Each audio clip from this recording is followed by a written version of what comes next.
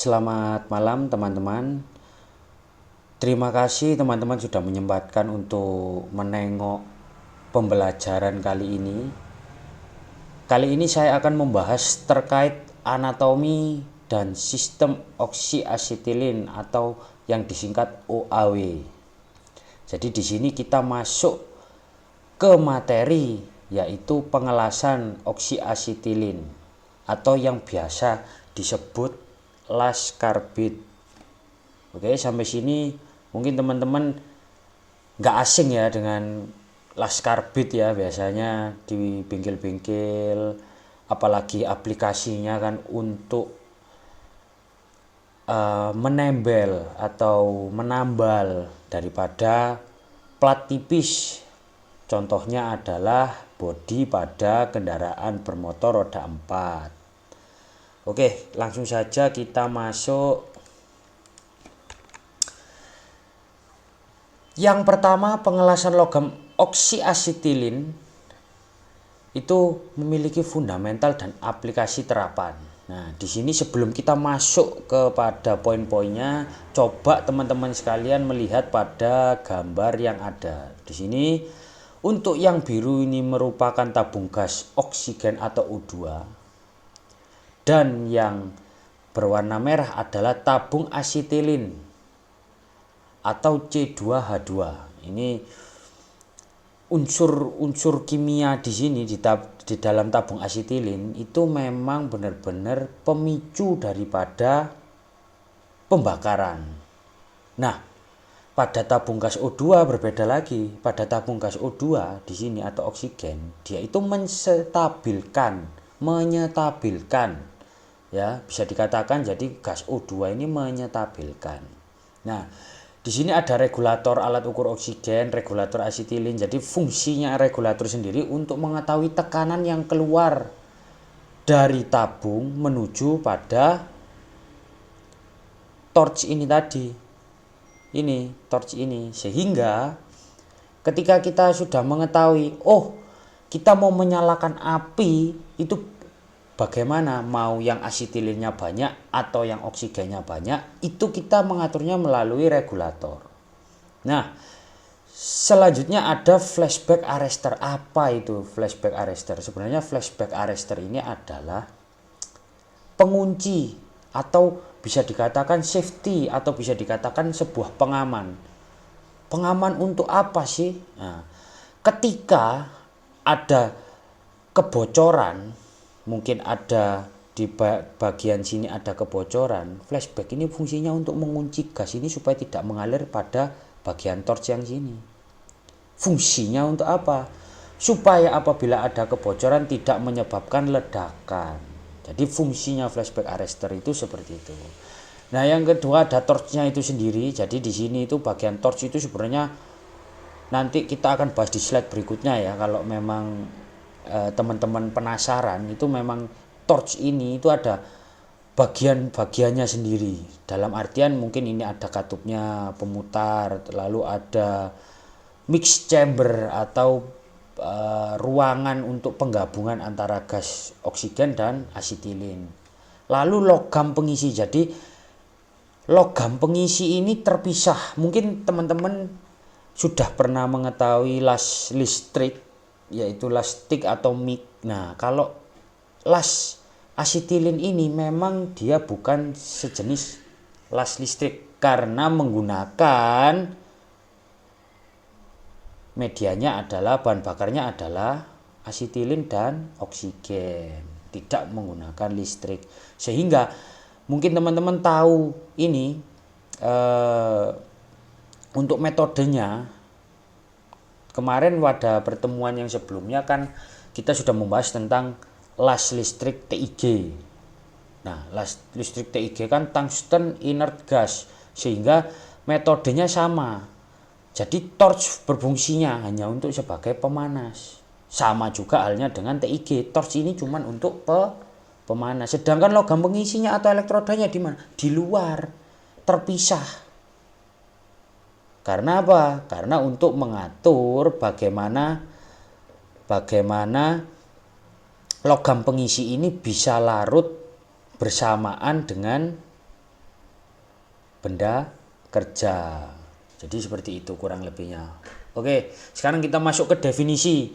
Di sini definisi proses menyambung logam secara manual menggunakan panas dari reaksi kimia. Benar ya, reaksi kimia menggunakan panas dari reaksi kimia tanpa arus listrik, sehingga menggunakan ini tabung asetilin dan tabung gas oksigen dialirkan melalui torch sehingga torch menghasilkan panas atau api yang membara ini.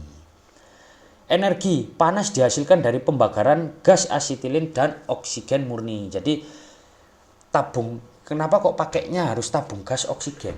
Karena tabung gas yang oksigen yang beredar itu memang memiliki kemurnian tingkat oksigennya 99,8% oksigen murni. Sangat-sangat murni. Nah, sekarang pertanyaannya gini. Ketika kita menggunakan tabung asetilin saja, lalu oksigen yang kita alirkan melalui udara bebas, apa yang terjadi? Yang terjadi adalah panas yang dihasilkan itu tidak akan bisa efektif, sehingga memunculkan beberapa mekanisme cacat pada benda kerja ataupun material. Contoh, mungkin terpengaruh oleh gas lain udara yang ada di udara sehingga menyebabkan cacat berupa lubang-lubang kecil atau yang biasa kita sebut porositas. Contohnya sebagai salah satu contoh. Oke, sampai sini bisa dipahami dulu ya. Lanjut kita ke mekanisme. Logam cair menyatu dengan sendirinya tanpa perlu ditekan. Loh, ini sebenarnya logam pengisi ini nggak perlu kita tekan. Kena panasnya ini dari torch ini, dia akan meleleh sendiri. Akan tetapi yang perlu diperhatikan adalah metode daripada pengelasan itu sendiri. Bagaimana memanaskan logam pengisinya itu berapa detik, berapa menit.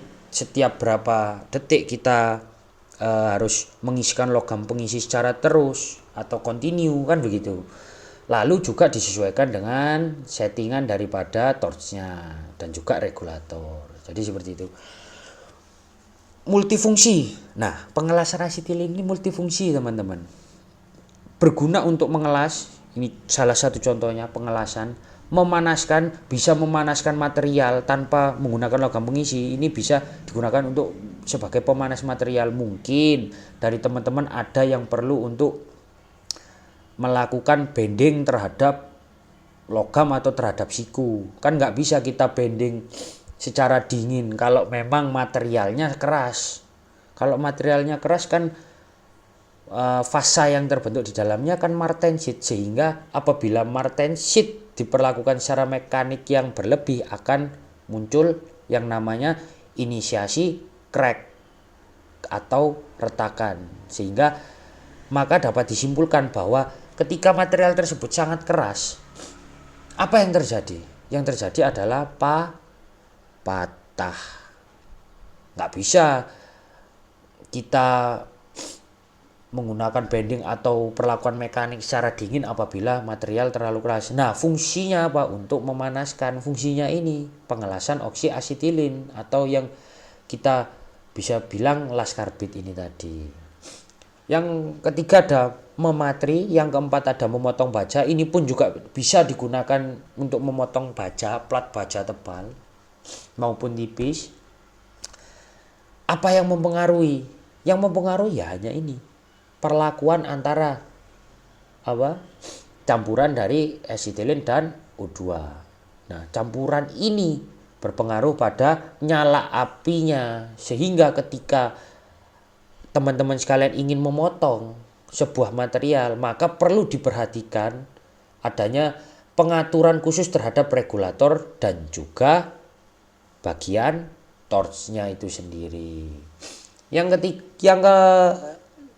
berapa tadi? 1, 2, 3, 4. Yang kelima, melapisi permukaan. Nah, melapisi permukaan. Bagaimana cara melapisi permukaan menggunakan ini? Mungkin teman-teman kalau pernah ke bengkel atau pernah ke pabrik yang mungkin bidangnya otomotif, itu biasanya teman-teman ada yang namanya metal spray. Nah, metal spray itu juga pakainya juga ini. Dari ini juga. Jadi ibaratnya kita melakukan pengelasan logam oksiasetilin atau pengelasan karbit ini kan materialnya yang digunakan kan ini tabung gas O2 dan asetilin. Jadi banyak aplikasi lainnya, multifungsi lainnya ya untuk melapisi permukaan logam.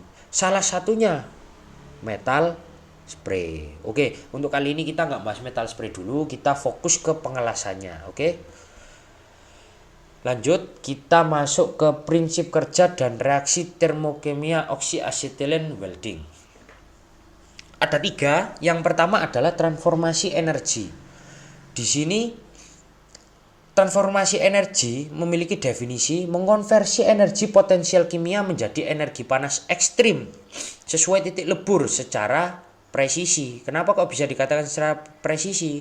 Karena sebelum melakukan pengelasan kita sudah harus mengetahui, oh, nyala api yang seperti apa yang digunakan untuk mengelas atau mungkin memanaskan atau mungkin mematri, kan seperti itu. Yang kedua ada katalis suhu ekstrim.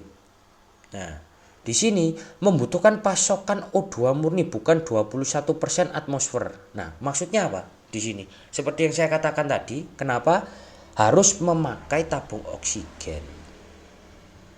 Karena kandungan dalam tabung oksigen memiliki kemurnian hingga mencapai 99,8%, bukan dari udara luar, yaitu bukan 21% atmosfer, agar pembakaran mencapai suhu puncak atau berkisar di antara 3200 derajat Celcius. Jadi begitu alasannya kenapa kok harus menggunakan tabung oksigen, karena oksigen dalam tabung yang beredar dari pabrik, dari migas itu memang sudah murni 99,8% dan memang sudah sesuai standarisasinya. Jadi seperti itu. Yang ketiga ada dinamika material. Di sini kecepatan reaksi diatur mutlak oleh tekanan dan rasio volume. Kan seperti saya bilang tadi, kecepatan reaksi atau kecepatan pembakaran diatur mutlak oleh tekanan dan rasio volume C2H2 dan O2 antara asetilin dan oksigen. Nah, tekanan diambil dari mana?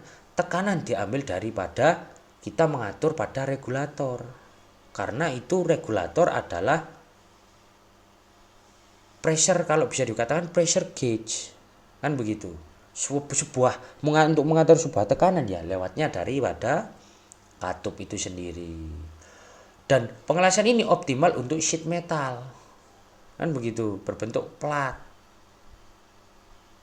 Karena memang kebanyakan aplikasinya daripada las karbit adalah untuk menambal sulam, yaitu menambal pada plat tipis, sebagai contoh pada kendaraan bermotor roda 4 untuk bodi-bodinya. Apabila dirasa menggunakan las oksiasetilin ini memang lebih murah dan terjangkau ya, maka dapat menggunakan las ini. Mungkin untuk perkembangan zaman sekarang juga ada TIG, mungkin ada juga laser welding. Nah, beda lagi. Ini adalah metode yang memang sudah dapat dikatakan sedikit lama atau tradisional metode untuk melakukan pekerjaan seni, yaitu menyambung sebuah logam. Jadi begitu teman-teman. Nah, analoginya pun ada. Analogi sederhana. Bayangkan saja teman-teman menyalakan keran air panas dan dingin secara bersamaan. Apa yang terjadi? Yang terjadi adalah menemukan titik yang pas atau air yang pas untuk teman-teman, misalnya aplikasinya untuk buat mandi, kan gitu. Nah, jika teman-teman hanya menyalakan keran air panas penuh, airnya akan sangat panas. Apakah bisa dibuat untuk mandi? Kan gak enak, bahkan bisa sampai merusak kulit. Sehingga perlunya oksigen dan asetilin bercampur di mixing chamber itu ya, ini tadi anatominya, supaya menemukan titik yang paling optimal pada material. Nah, material itu ibaratnya kita saat mandi, kan begitu. Nah, OAW bekerja mirip dengan pencampuran gas seperti air panas dan dingin untuk menghasilkan nyala api yang sangat panas dan terfokus pada satu titik. Jadi seperti itu teman-teman. Mungkin dari sini ada pertanyaan yang muncul itu mungkin, oh kenapa sih las asetilin ini kok zaman sekarang ini banyak ditinggalkan? Kan banyak itu pertanyaan-pertanyaan, mungkin teman-teman juga pernah menanyakan pada saya di kampus, kenapa Pak kok las asetilin ini sudah banyak yang meninggalkan? Karena memang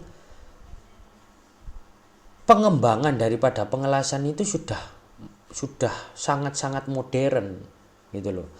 Contoh sebagai perbandingan saja, mungkin las asetilin ini dengan las SMAW dari segi hasilnya pun, las listrik SMAW sheet metal arc welding itu hasilnya lebih bagus pakai las SMAW, sedangkan pakai las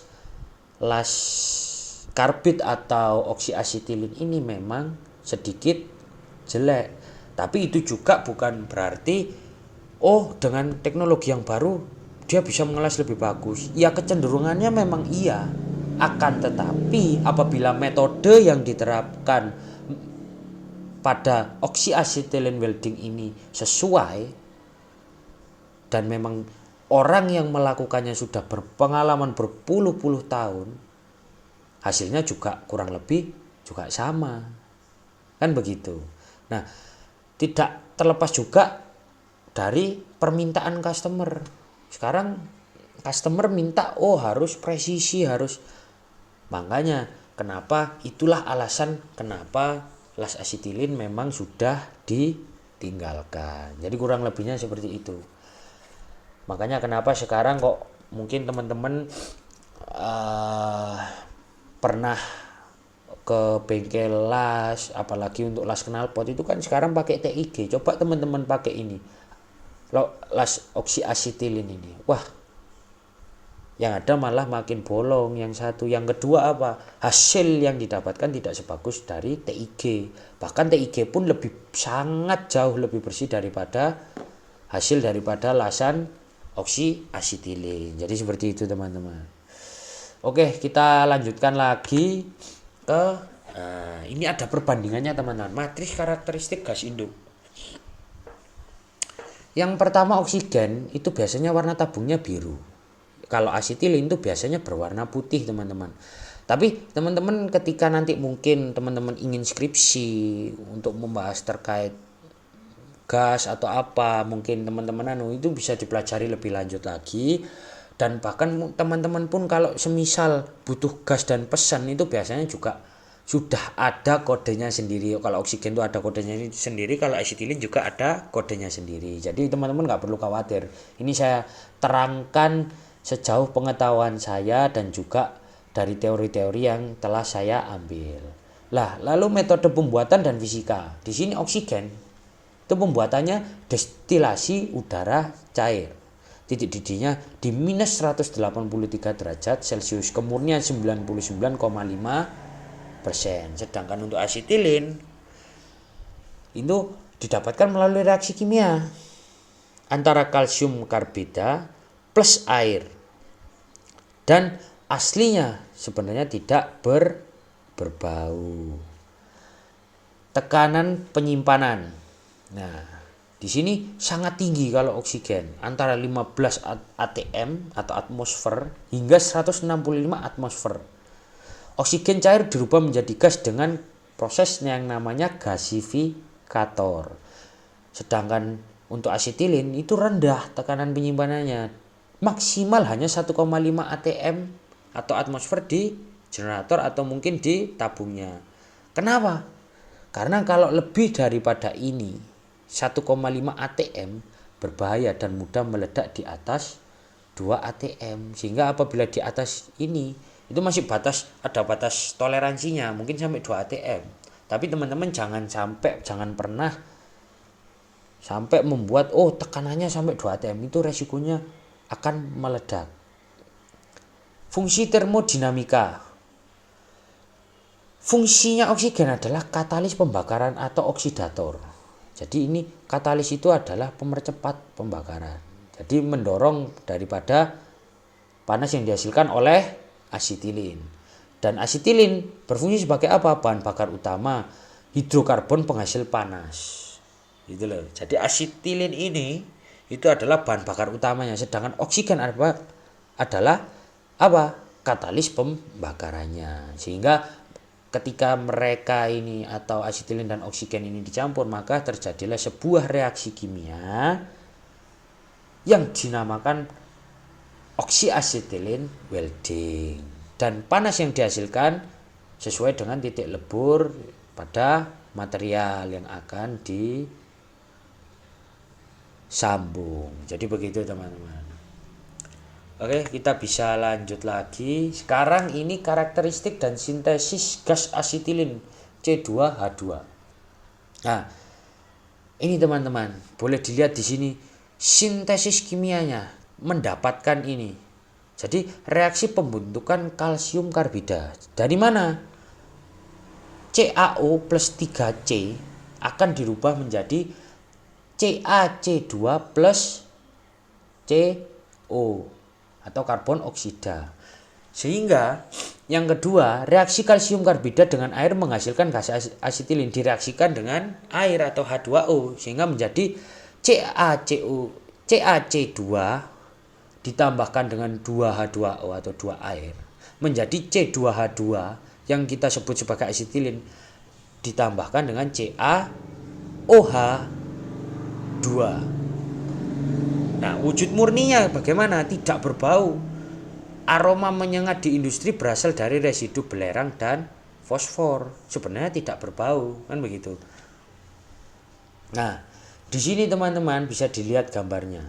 Nah, di sini partnya ditabung atau dalam atmosfer tekanan gas di dalam itu aseton solvent pelarut untuk menstabilkan gas asetilin di bawah tekanan. Tekanan maksimum absolut 1,5 atm, berarti di bawah tekanan daripada 1,5 atm. Karena lebih dari 2 atm gas menjadi sangat tidak stabil dan berisiko ada ledakan secara spontan. Nah, ini gelembung ini merupakan gelembung gas asetilin, gas yang terlalu dalam aseton. Nah, alasan fisika tabung dilarang terbaring ada juga. Jadi kalau teman-teman beli tabung asetilin mungkin untuk keperluan peneliti atau keperluan mungkin teman-teman aslab atau KA-lab, mungkin teman-teman ingin membeli gas asetilin, tabung dilarang terbaring. Kenapa? Agar mencegah aseton cair keluar dari katup. Jadi asetonnya itu bukan berbentuk cair teman-teman. Kalau keluar dari katup, yang menstabilkan itu nggak ada, berkurang. Sehingga rawan juga adanya ledakan secara spontan. Bahayanya di situ. Nah, yang di part terakhir ada porous filler matrix. Matrix atau yang dinamakan matriks berpori. Bahan pengisi untuk mencegah guncangan dan ledakan. Jadi pengamannya banyak teman-teman. Kalau gas hidrokarbon itu memang begitu. Banyak sekali senyawa-senyawa atau mungkin unsur-unsur lain untuk sebagai pengaman. Contohnya ini tadi aseton dan juga porous filler matrix berpori, bahan pengisi untuk mencegah guncangan dan ledakan. Jadi seperti itu teman-teman. Nah, memang ada batas kritis keselamatan HSI yang sesuai dengan yang saya jelaskan tadi. Di slide sebelumnya juga sudah ada ya ini. Nah, ini memang batas kritis keselamatan ini memang di setiap perusahaan, termasuk pengalaman saya dulu di perusahaan PT Inti Daya Dinamika Sejati itu juga begitu teman-teman. Jadi memang ada batas kritis keselamatannya. Tekanan itu maksimum absolutnya di 1,5. Lebih dari itu tidak akan dipakai, bahkan akan dikembalikan gitu loh. Karena tidak sesuai standarisasi yang ada, mungkin ISO kan seperti itu. Nah, itu akan membahayakan pabrik dan seluruh pekerja juga.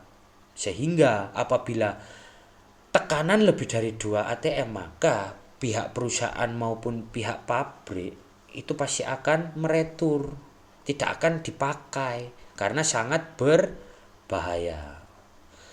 Oke, sampai sini kira-kira dari teman-teman itu yang kurang paham mungkin dari sintesis kimianya ini. Kalau saya menduga ya, karena memang teman-teman sendiri kan taunya oh gas asetilin tuh ya ini warnanya putih. Nah, dari sintesis kimia ini nanti teman-teman mungkin bisa mencarinya lagi ya atau mendengarkan penjelasan dari beberapa senior dosen juga ya kan, sehingga sintesis kimia untuk mendapatkan gas asetilin itu bagaimana sih, ini teman-teman juga ada di YouTube-nya, ada di YouTube juga gimana sih proses sintesis kimia, animasinya juga ada, sehingga teman-teman itu dapat mudah mengerti atau memudahkan teman-teman untuk mengerti bagaimana pembuatan daripada gas asetilin ini, karena memang ini bahan bakar utamanya daripada las karbit atau oksiasetilin welding. Oke, mungkin sampai situ yang bisa saya jelaskan dari sintesis kimianya ini. Yang selanjutnya adalah ini pembuatan oksigen dari udara. Nah, di sini ada mind mappingnya teman-teman, ada flowchartnya sehingga teman-teman nggak sampai kebingungan kan gitu. Udara atmosfer masuk, lalu kompresi dan pembersihan udara. Udara dikompresi dan dibersihkan dari uap air dan CO2 atau karbon dioksida. Selanjutnya masuk tahapan proses pendinginan kriogenik. Udara didinginkan hingga suhu sangat rendah sesuai dengan ini tadi titik didih pada minus 183 derajat Celcius. Yang ketiga ada pencairan udara. Udara berubah wujud menjadi cairan. Lalu ada yang dinamakan distilasi fraksional, pemisahan dalam kolom di dalam tabung ini menjadi nitrogen, yaitu gas yang akan menguap, nitrogen murni. Itu pun juga bisa dimasukkan, kalau di pabrik itu biasanya dimasukkan dalam tabungnya sendiri, ada tempatnya sendiri. Lalu oksigen cair mengenang, dan oksigen tersebut adalah murni, sehingga dari situlah didapatkan oksigen. Nah, adapun setelah mendapatkan ini kita nggak bisa langsung memastikan bahwa itu murni kan. Bagaimana caranya? Dilakukanlah quality control, pemeriksaan kualitas oksigen diuji untuk memastikan kemurnian hingga mencapai 99,5%. Mungkin untuk pabrik sekarang standarisasinya sudah tinggi teman-teman, bukan 99,5%, bahkan mendekati 100%. Mungkin bisa 99,8, kan seperti itu. Penguapan dan kompresi ini bisa opsional, bisa dipakai bisa enggak ya. Diubah kembali menjadi gas bertekanan tinggi, ini bisa dipakai bisa enggak, ini tergantung kan begitu. Lalu tahapan terakhir adalah penyaluran dan penyimpanan, siap disimpan dalam tabung atau disalurkan. Jadi jadinya seperti ini teman-teman. Nah, dari ini flowchart ataupun mind mapping yang sudah saya buat, ini sebenarnya kalau prosesnya itu memang benar-benar sangat rumit teman-teman. Nggak sederhana ini. Ini saya buat karena memang untuk menyederhanakan proses tersebut agar teman-teman semua yang terkhususnya yang menjalani mata kuliah pengelasan dan bertemu dengan materi oksiasetilin, pembentukan oksigen itu dapat mudah mengerti daripada teman-teman harus mencari sendiri di standarisasi yang ada. Sehingga saya buatkan mind mapping ini untuk memudahkan teman-teman agar lebih mengerti. Jadi seperti itu. Nah, untuk alasannya kemurnian hingga ini tadi akan saya ulangi lagi, akan saya review lagi, karena untuk mengoptimalkan suhu pembakaran, suhu pemanasan yang dihasilkan dari bahan bakar berupa gas asetilin, ya kan, yang selanjutnya akan diaplikasikan pada proses pengelasan. Jadi fungsinya itu memang untuk apa teman-teman? Kalau teman-teman tadi sudah mendengarkan, jadi fungsinya adalah untuk katalis daripada proses pembakaran. Atau yang bisa dikatakan katalis itu kata lainnya ini teman-teman, kalau teman-teman bingung, pemercepat. Jadi seperti itu. Sehingga suhu yang didapatkan juga akan bisa sekitar 3200 derajat Celcius sesuai dengan titik leleh dari material itu. Oke. Kita bisa lanjutkan lagi ke arsitektur perangkat las oxy-acetylene welding. Jadi silinder hingga nozzle. Nah, di sini teman-teman, tadi kan di slide pertama kan saya sudah mengatakan kita akan membahas di bagian torch-nya ini supaya teman-teman nggak bingung ya kan. Nah, yang awal teman-teman di sini ada regulator tekanan. Fungsinya apa? Menurunkan tekanan absolut silinder menjadi tekanan kerja dinamis. Ini, oke. Lah, katup kendali, adapun katup kendali. Jadi di sini ada 3 katup teman-teman. Kalau dari gambar ya, atau 3 regulator. Nah, katup kendali fungsinya apa? Mekanisme diafragma bola untuk mengontrol presisi metrik debit aliran. Jadi debitnya ini dengan debitnya oksigen dengan debitnya asetilin itu kita bisa mengendalikan melalui katup ini. Karena butuhnya apa sih untuk dikendalikan agar pengelasan yang dilakukan stabil tanpa ada gangguan. Nah, kelemahannya apa? Ketika katup berbentuk putaran ini memang apabila tidak ada penguncinya memang kadang dari pekerja itu kadang ya mungkin kalau bisa dibilang tuh kesenggol atau bisa tersentuh oleh anggota tubuh lain, jadi gampang memutar lah itu. Kalau nggak ada penguncinya maka debit aliran langsung berubah, bahkan kadang itu mengaktifkan flashback arrestor tadi sehingga panasnya ini langsung mati dan ada suaranya dup gitu.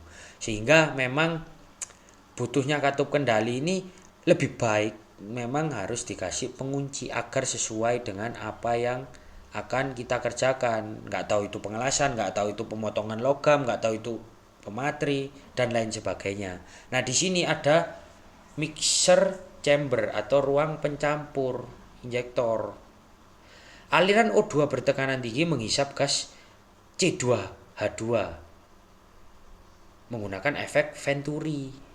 Kan begitu. Jadi di sini pencampurannya sehingga panas yang keluar sudah bercampur antara oksigen dan asetilin. Kode saluran biru atau hijau untuk pasokan O2, merah untuk pasokan C2H2. Jadi kalau O2 itu bisa warnanya bisa biru, bisa hijau, teman-teman.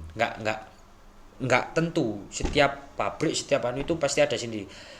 Namun tetap dapat dipastikan bahwa untuk asetilin sendiri itu akan berwarna merah, teman-teman. Di mana-mana seperti itu. Termasuk mungkin teman-teman menyambungkan gas LPG, tentunya kan juga ada propan dan segala macam, ada gas hidrokarbon yang lain, tetap harus menggunakan standarisasi yang ada, yaitu menggunakan saluran atau selang berwarna merah.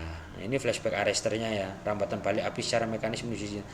Fungsinya apa ya? Ini memblokir tadi. Di sini pun kadang juga sudah ada teman-teman flashback arrestor. Jadi biasanya dilengkapi dengan 2 flashback. Satu untuk mencegah masuk ke sini biar nggak meledak. Yang kedua untuk apa? Memutus jaringan atau cut off. Bukan jaringan ya, apa? Ini debit alirannya untuk memutuskan itu tadi agar tidak terjadi ledakan spontan. Jadi begitu teman-teman. Ini contoh daripada apa? Masing-masing bagian pada nozzle silinder hingga nozzle atau yang bisa kita katakan sebagai torch ini tadi. Oke.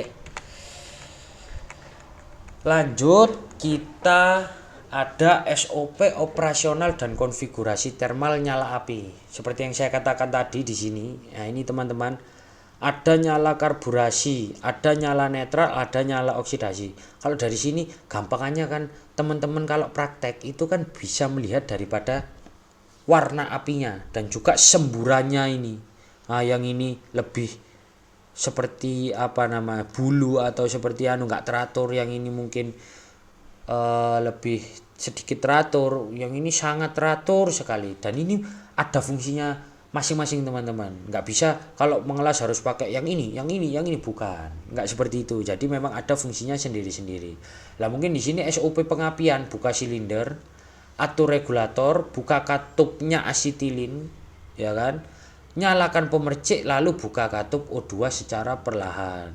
Jadi pada torch tadi ini teman-teman, yang bagian asetilin ini kita buka dulu.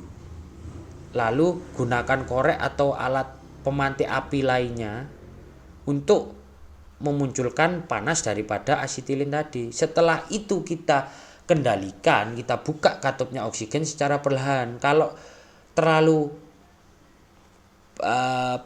pembukaan terlalu kencang, apa yang terjadi? Yang terjadi malah dapat dipastikan mati, apinya akan mati, kan begitu. Jadi di sini ada nyala karburasi.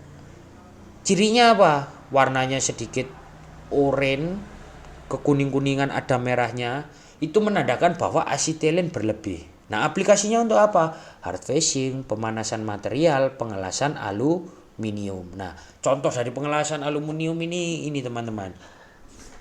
Kalau teman-teman tahu sekarang di blok silinder mobil yang terletak pada crankshaft itu biasanya kan ada metal duduknya. Kalau teman-teman suka otomotif ya paling nggak tahu ada metal duduk. Di metal duduk itu biasanya kan ada sebuah pen. Nah, ketika kita mau mengganti metal duduk itu, bagaimana kita melepas daripada pen tersebut? Lah, pen tersebut kan aluminium, teman-teman. Nah, kenapa makanya harus menggunakan nyala karburasi ini? Karena apa? Ketika nyalanya terlalu tinggi O2-nya, oksigennya, maka akan dipastikan aluminiumnya juga akan ikut meleleh. Jadi contohnya seperti itu ya. Yang kedua ada nyala netral. Nah, di sini nyala netral antara O2 dan asetilin, oksigen dan asetilin itu perbandingannya 1:1. Jadi sama, sehingga warnanya akan berubah menjadi biru begini teman-teman. Mungkin ada sedikit unsur ini ya, unsur oranye atau sedikit merah ya, tapi memang secara keseluruhan dapat dilihat itu biasanya berwarna biru. Nah, apa sih aplikasinya ini? Aplikasinya itu untuk baja karbon biasa dan besi tuang, teman-teman. Untuk mengelas itu. Nah, untuk ini itu reaksinya paling stabil. Paling stabil kenapa? Karena oksigen dan asetilin perbandingannya sama. Ketika nyalanya oksigennya lebih besar, maka akan menjadi nyala oksidasi. Dan ini pun apabila memang oksigennya mengaturnya lebih kencang sedikit, bahkan dia akan mati, nggak keluar apinya gitu loh. Jadi memang benar-benar pengaturan atau kontrol daripada katup tadi, dari gas-gas tadi itu memang sangat penting. Sehingga teman-teman ketika nanti mungkin di pabrik melakukan sebuah pengelasan asetilin memang harus benar-benar dilihat ISO-nya dan cara kerjanya harus belajar dulu, kan begitu. Nah, yang ketiga ada nyala oksidasi. Cirinya bagaimana sih? Cirinya ini teman-teman, berwarna biru sedikit keunguan atau bisa dikatakan mungkin ungu ya. Ini oksigen berlebih. Aplikasinya untuk apa? Brazing kuningan dan proses pemotongan atau cutting, teman-teman. Fungsinya ini. Jadi kalau kita pemotongan atau cutting, nah cutting itu kita memanaskan dulu menggunakan nyala karburasi pinggiran tepi material. Setelah dirasa memang sudah mencapai titik lelehnya, kita naikkan secara perlahan oksigennya sehingga dapat memotong karena memang tekanan yang dikeluarkan besar. Nah, pemotongan cutting ini yang pada dasarnya adalah menggunakan tekanan untuk memotong sebuah plat.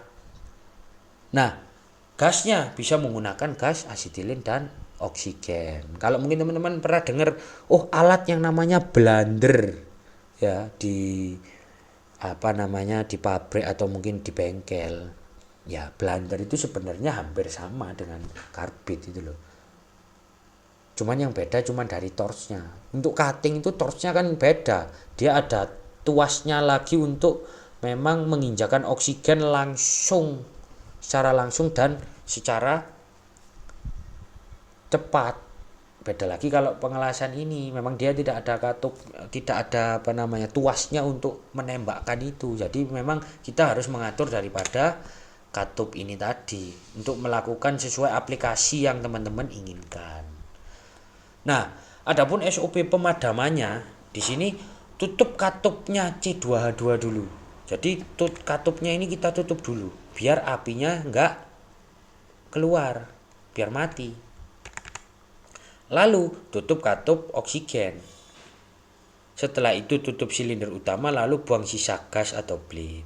Itu memang SOP yang benar karena apabila masih sisa gas nggak dibuang itu akan bahaya teman-teman. Ketika dipakai lagi itu tekanan yang di dalamnya ditambahkan tekanan yang baru maka akan terjadi ledakan secara spontan. Jadi bahaya teman-teman, memang harus buang sisa gasnya itu. Nah, di sini ada diagram alir SOP operasi alat ya, sama kayak tadi, cuman ini alat secara keseluruhan mulai tabung hingga torch. Jadi yang pertama buka katup utama tentunya oksigen dan asetilin. Yang kedua atur pressure regulator sesuai spesifikasi nozzle-nya. Jadi kita nggak boleh seenaknya sendiri. Oh, nozzle-nya yang harusnya pressure-nya nggak terlalu tinggi tapi teman-teman langsung pressure yang tinggi, wah itu merusak namanya teman-teman, itu bisa merusak dan juga bahaya juga ketika nozzle-nya nggak kuat lalu meledak kan bisa membahayakan kita sebagai praktisi kan begitu. Yang ketiga buka sedikit katup oksigen dan asetilin pada brander atau torch. Nah, brander ini tadi ya.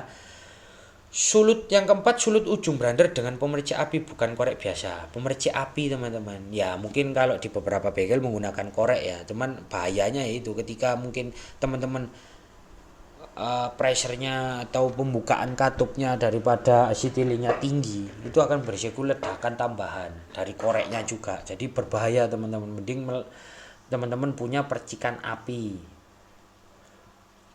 Yang kelima, kalibrasi katup pada brander untuk mencapai jenis nyala yang ditargetkan. Sudah ya, di sini itu siklus menyalakan api atau startupnya. Yang di sebelah kanan adalah untuk mematikannya atau shutdown. Jadi tutup rapat semua katup secara total, yang dimulai dari asetilin dulu tentunya karena itu sumber panasnya, sumber apinya kan begitu. Lalu dilanjutkan dengan menutup katup daripada oksigennya. Yang keempat, buka kembali katup brander untuk bleeding, membuang sisa gas bertekanan di selang. Jadi setelah ditutup itu dibuka kembali teman-teman. Tanpa ada percikan api kan aman karena dia tidak ada api. Sehingga tetap dibuka untuk apa? Membuang gas sisa.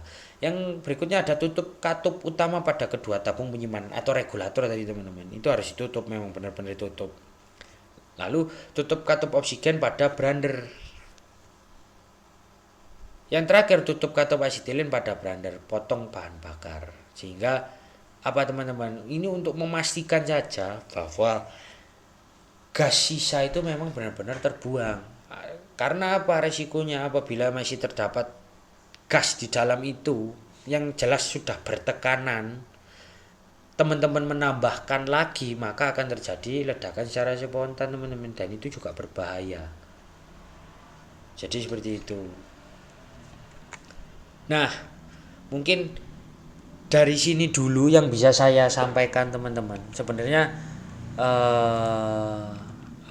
materinya banyak ya. Ini saya sudah menjelaskan kurang lebih ada 8 slide hingga diagram alir SOP operasi alat ini. Itu untuk pengenalan daripada sistem oksiasetilin OAW ini ya teman-teman. Oksiasetilin ini. Jadi mungkin nanti teman-teman kalau memang semisal masih penasaran, bisa teman-teman mendownload video ini. Nanti videonya akan saya upload di YouTube.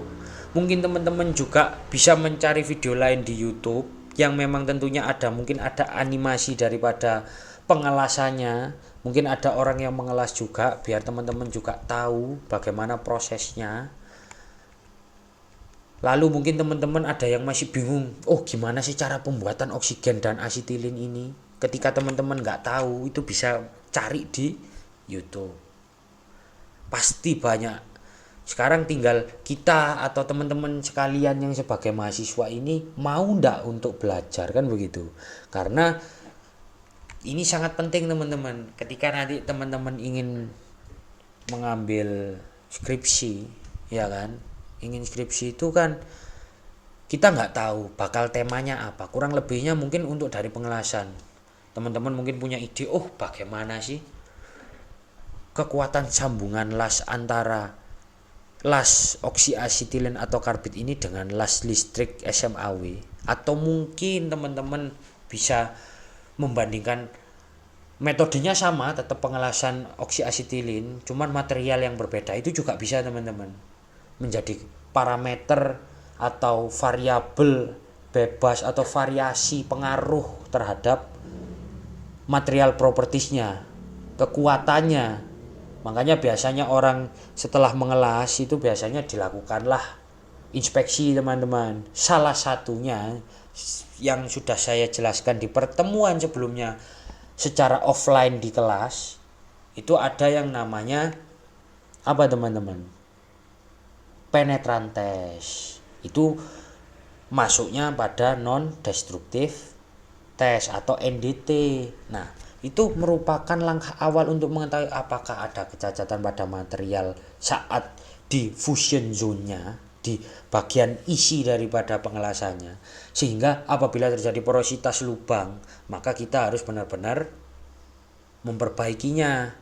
Karena harapan daripada kita mengelas adalah harus menghasilkan material yang utuh seperti sedia kala. Walaupun secara kandungan kimia pun tidak akan pernah bisa sama atau sesuai dengan material yang asli. Jadi seperti itu fungsinya mengelas, kan seperti itu.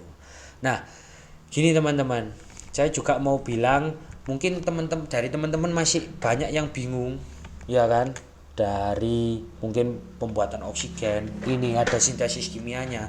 Teman-teman itu sekarang kan mungkin zamannya sudah zaman modern, segala sesuatu menggunakan AI. Teman-teman juga bisa mencari di AI bagaimana sih sintesis kimianya. Mungkin teman-teman bisa catat atau membuat sebuah catatan melalui Word, ya kan, melalui pengetikan di Word, lalu teman-teman bisa menggunakan video YouTube untuk memperjelasnya. Jadi seperti itu penggunaan daripada AI. Bukan berarti teman-teman tinggal kopas lalu disalahgunakan yang tidak.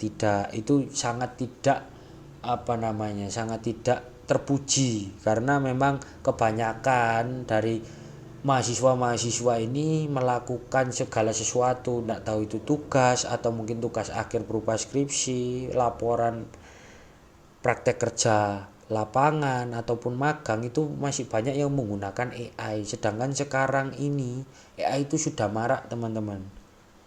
Bukan berarti teman-teman pakai itu untuk mempersingkat itu dalam artian begini. Ketika teman-teman tidak tahu, teman-teman bisa menanyakan, tapi bukan berarti setelah ditanyakan itu dikopi lalu dipaste lagi. Itu bukan perbuatan yang bagus. Sehingga ketika teman-teman sudah tahu dari AI jawabannya, teman-teman menggunakan bahasa teman-teman sendiri, gaya bahasanya teman-teman sendiri, supaya rekan-rekan kerja, senior-senior, dosen itu juga bisa paham dengan bahasa teman-teman ini, bukan pakai AI.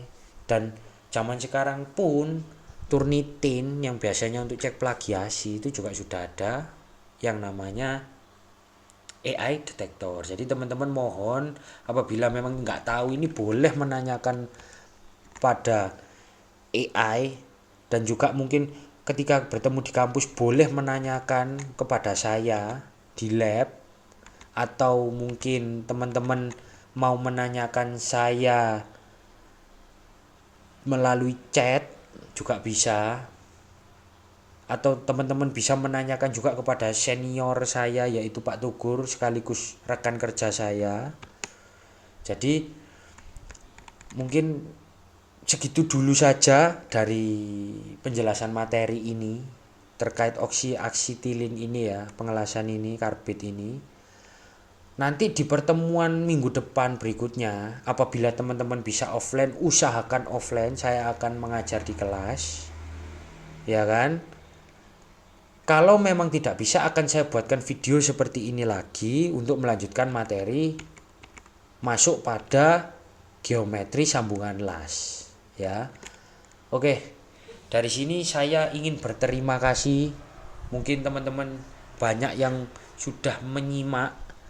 Jangan lupa untuk memberikan dukungan berupa like, subscribe, dan mungkin ada yang masih bingung ingin ditanyakan, teman-teman sekalian bisa tanyakan di komen di YouTube ya. Sebentar lagi akan saya upload di YouTube. Mungkin teman-teman harus menyimaknya dengan saksama agar teman-teman ketika nanti ada soal daripada senior saya itu Pak Tugur, teman-teman bisa mengerti dan bisa menjawab soal dengan baik. Agar nilainya juga tidak jelek.